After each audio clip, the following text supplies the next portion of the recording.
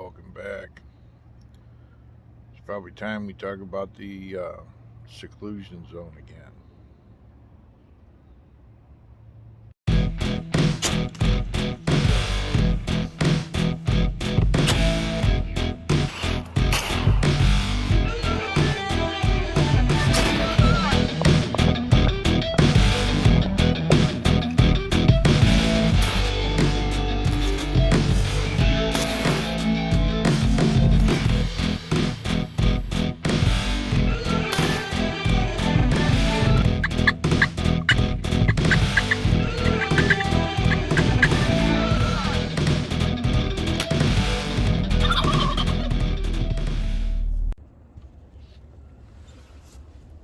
So for whatever reason,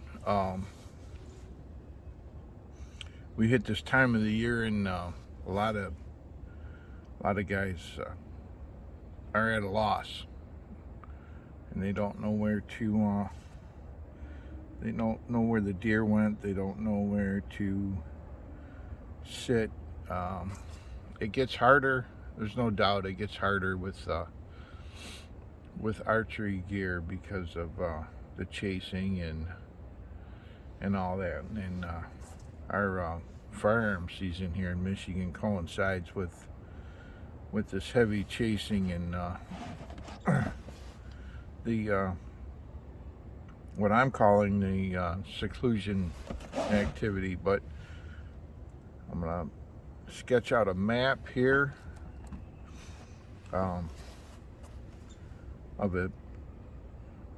of a deer hunting area long ago and far away. So what I've noticed over the years is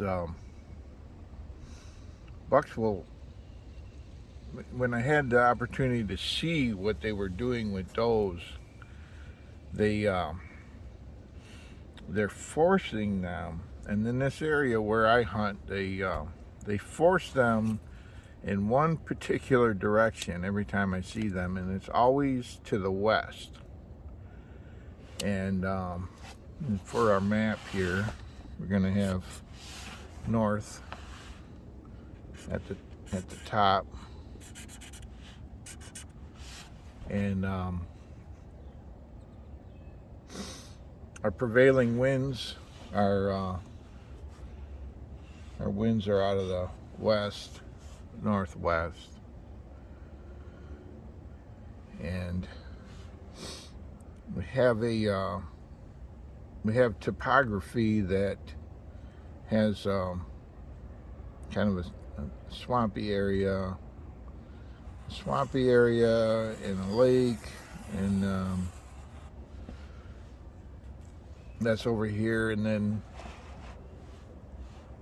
the terrain comes up kind of uphill, upslope to the hardwoods back here, where the deer will feed in this hardwoods. I guess we'll just make a bunch of trees to show that. Here's our hardwood forest, a bunch of oaks and beech. And the does make trails, and they bed along down in the swamp by this lake. And in the dark at night, they're up in here feeding, and the bucks are chasing them up in here. You also get where these bucks will put scrapes along these doe trails. They'll put scrapes, or if there's a spot where a couple of them have to work around obstacles where they converge, there'll be a primary scrape. It'll be pretty big, 3 or 4 feet across. And then, with the way they check him is the buck will come here, and he'll cross these trails in the morning and check them for receptive does at the scrape. But the other thing that happens, and it happens again and again, year after year, if I see a buck chasing a doe, he's always pushing him that way. Always. And what's that way? Well, that way is a town, and it's also there's a real big clearing here. Real big clearing here. And so they'll push them from this area, anywhere in this area, and they'll always push them that way. And then what I found in the snow is over here on the upwind side of this clearing over here, I will find a large track, real large, 4 fingers wide. I can lay a loaded 30-06 round in sideways in these tracks, and then the adult doe track, and they'll be bedded together. There'll be two beds in the snow, and he's forcing her over here because, and I believe because, and I should also say there's thick cover over this way. There's thick cover here. This is a field. This is a field. This wind will blow their scent in a cone out across this field. This could also be a lake. This is probably happening, if I were to guess, this is probably happening over here, along here. And what they're doing is he's keeping her secluded from the other bucks. They're not as much worried about human activity necessarily as they are other bucks. So if another buck were to come downwind of them and travel down here downwind of them, if he got their wind, he's either going to have to go straight across this field in the daylight. So at least part of the day they're kind of hidden from the nose of these other bucks that are coming. They're not going to come close downwind over here. They're going to be back here, and by that time he might not be able to pinpoint them. But there's going to be an area where these bucks can, and I'm not sure how it works in mountainous terrain or really hilly terrain, but there's going to be some area where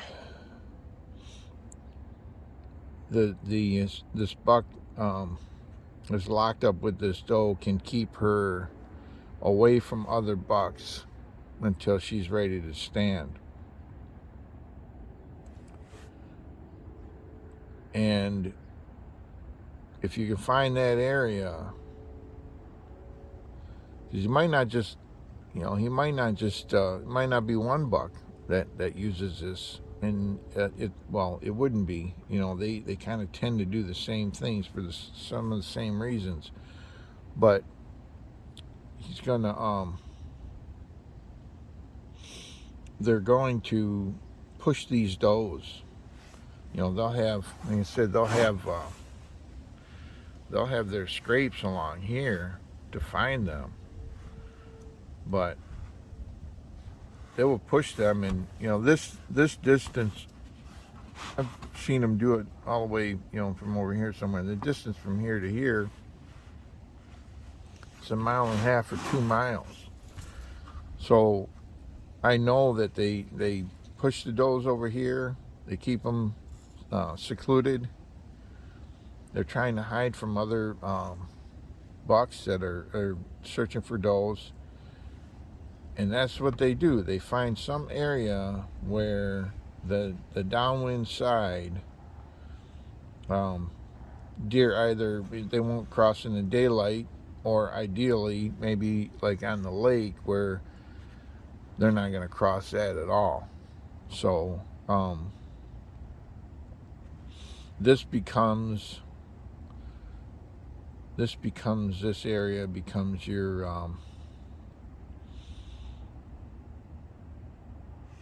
kind of your focus. So they'll be chasing here. Usually they're chasing in the morning, from what I've seen here, and then he's driving her back over to this area, and then if I missed him at that point, I would try to get over here for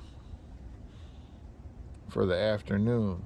But find these seclusion zones, and they're only used, they're used 2 days at a time. That's the problem. But if you see, a tracks, fresh tracks in the snow or whatever, and they're fresh, and where this is, I would try to get over here, sneak over here, and come in on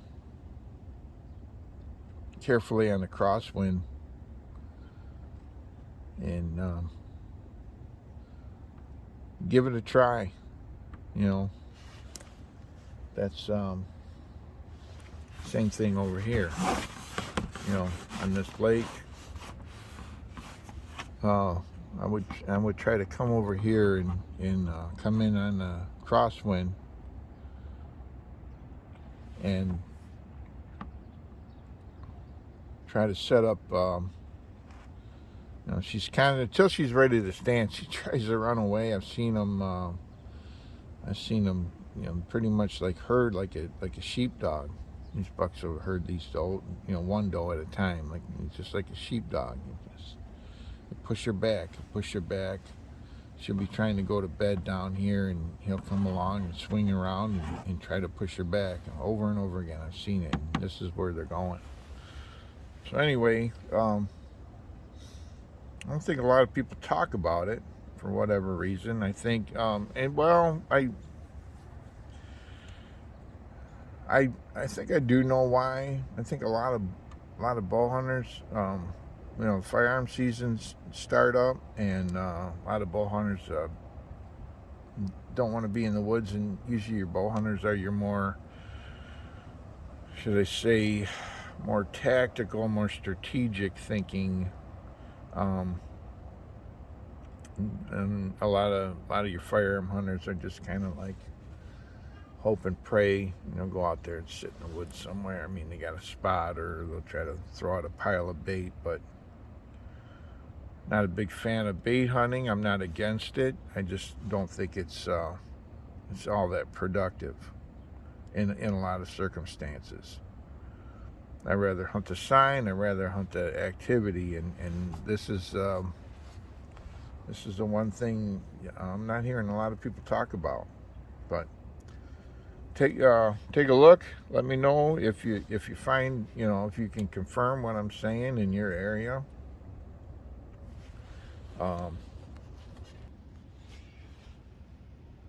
Good luck, and thanks for stopping by.